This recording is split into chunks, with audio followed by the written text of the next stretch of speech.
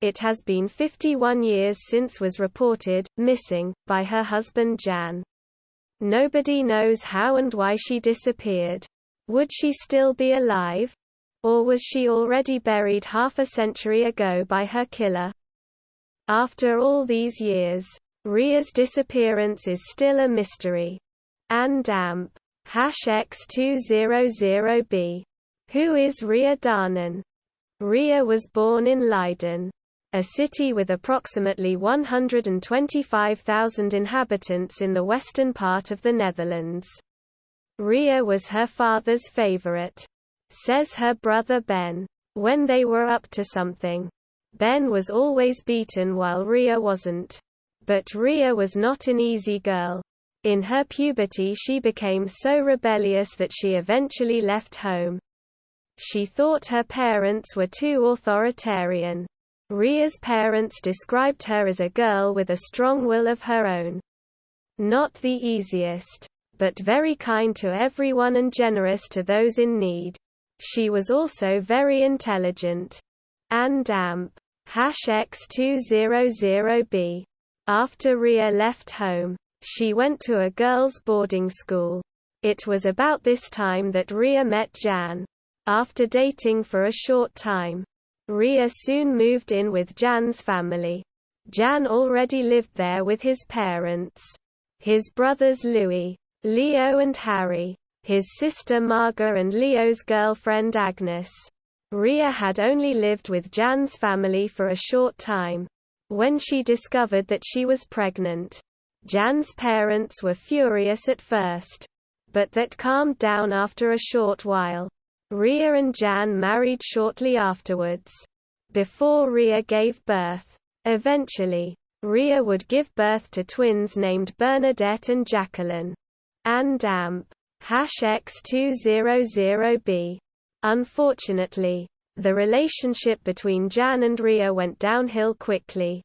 Despite the fact that there was a lot of arguing, they decided to buy their first house together. Ria also gave birth to another daughter, named Marika, but the relationship didn't get any better. Ria's parents say they saw her walking with bruises. On Ria's birthday, Ria's brother Ben saw that the couple had been fighting. One had a black eye. The other limped. Ben said to Ria, "Just leave him." But Ria replied, "I can't. I have 3 kids." Anne Damp #X200B. The day after Ria's birthday. Her disappearance. It was a day like so many. Ria and Jan had had an argument that evening. While the children were sleeping upstairs, Ria had threatened to leave Jan. But Jan didn't worry and decided to go to sleep. He saw that Ria was still reading a book on the couch. But when Jan woke up at 3 a.m., Ria had disappeared with her passport, some clothes and an amount of money. Jan hurried to find Ria, but she was nowhere to be seen. Anne Damp #X200B. That same night, Jan arrived at his parental home. Upset, Jan's sister Marga remembers exactly how it went. "Ria is gone.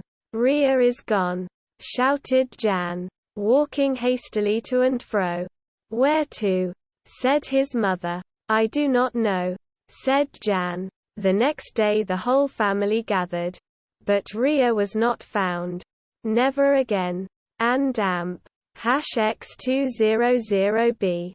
Had she just left? Jan is convinced that Ria just ran off. That she abandoned him and the kids. Jan said that Ria was not psychologically stable. He said she was depressed and suffering from schizophrenia. Although this has never been confirmed and is questioned by his family members.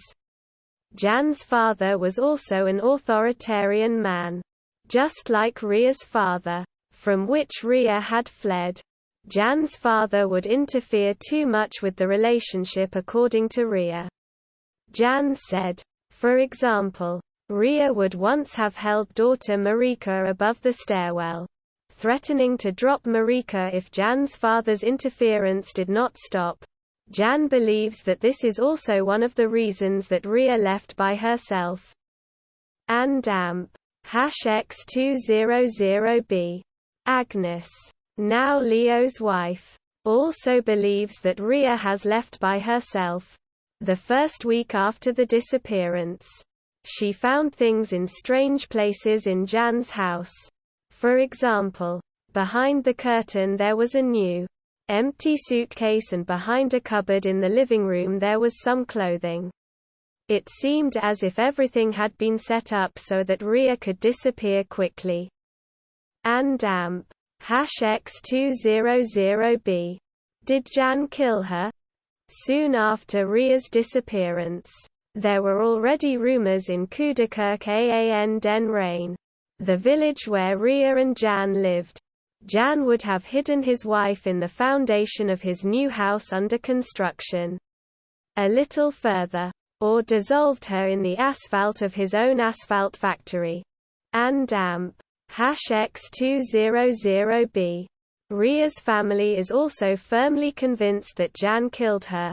Ria's father eventually went to the newspaper, to whom he said, "Jan killed Ria. If I get into trouble because of my statements, I don't care. I just want to know where my daughter is, or where she is buried. That's all I ask." Ria's parents believed that Ria would never abandon the children she loved so much. Because of this, Jan also received several death threats from Ria's father. #amp #X200B. Not only Ria's family, but also relatives of Jan were not completely convinced of his innocence. Jan's brother Leo, for example, has some questions about his brother's story. He wonders why he saw 2 passports on the cupboard the day after Ria's disappearance. While Jan said that Ria had taken her passport with her, he wonders who that passport belonged to. #amp #X200B. Leo also finds it strange that Ria disappeared in the night. The strange thing about this is that there is little public transport in the village, especially at night. You can't take the bus at that time, and Ria didn't have a driver's license. Why wait until the night when planning your departure? #amp #X200B. On the other side, he sees the image of a frail Jan. How could he ever have covered up the body of the rather hefty Ria? Also, no traces have been found by the police that lead to murder. Leo still has doubts about everything after all these years. #amp #X200B. Jan's brother Louis also gradually started to have more doubts. This started early after Ria's disappearance. During Christmas, the family gathered for dinner. Louis heard some clattering on the stairs, so he decided to take a look. It was Jan, staggering on the stairs. He was under the influence of Valium, which he took after Ria's disappearance. Louis tried to help him, but then Jan looked Louis in the eye and said, "I killed her." Louis said he didn't believe him and that Jan was imagining this because of the Valium. Jan corrected himself afterwards and said, "I could have killed her." Louis just waved it off, because Jan couldn't think clearly at the time. #amp #X200B. When Leo presented his questions about Jan's story to Louis, the doubts Louis had really started to grow. The two brothers therefore decided to have a conversation with Jan. At that moment Jan was already terminally ill, so Louis and Leo thought that he might have nothing to lose. During the conversation Jan was remarkably calm. He stuck to his old story and calmly answered all questions. Louis brought up the incident at Christmas, to which Jan said, "Yeah, I said that. But guys, I really didn't do anything." The brothers then said it could have happened by accident, and that he should say it for the sake of the children. After this, Jan burst into tears. screaming that he really had nothing to do with it. The whole conversation seemed so genuine to Leo and Louis that they had to believe him. And amp. #X200B. Another believer of Jan's innocence is his sister Marga. A while after the conversation Jan had with Louis and Leo, Jan went to visit Marga. Jan seemed to be in his own world and looked pale. Marga knew something was up. She said to Jan, "Is there something wrong? Quote, come on. Just tell me. I can help you." Jan burst into tears and said that his brothers had interrogated him as if he were a murderer. "How can I prove myself innocent?" said Jan. Marga had never seen Jan cry. It was all so sincere to her that she didn't doubt his innocence. According to Marga, Jan would not be able to live with such a big secret all his life. "You'll break sometime." Also, according to Marga, the neighbors of Ria and Jan would have heard if Ria had been murdered, because they lived in a noisy house. And amp. #X200B. The children of Jan and Ria have some more doubts. For example, Jacqueline and Bernadette wonder why Jan had already initiated a divorce shortly after the disappearance. And why did Jan burn all of Ria's belongings shortly after she left? That's not what a grieving husband does. Right? They also thought it was strange that Jan had a new wife a year and a half later. What made things even crazier was that when Jacqueline and Bernadette suggested to write Tro's Vermist, a TV program for missing persons, Jan got very angry. They did not understand why Jan didn't want to find Ria. And amp. #X200B. At Jan's deathbed in 2007, the twins and their sister Marika decided to make one last attempt to find out what had happened to their mother. They went into Jan's room one by one to say goodbye.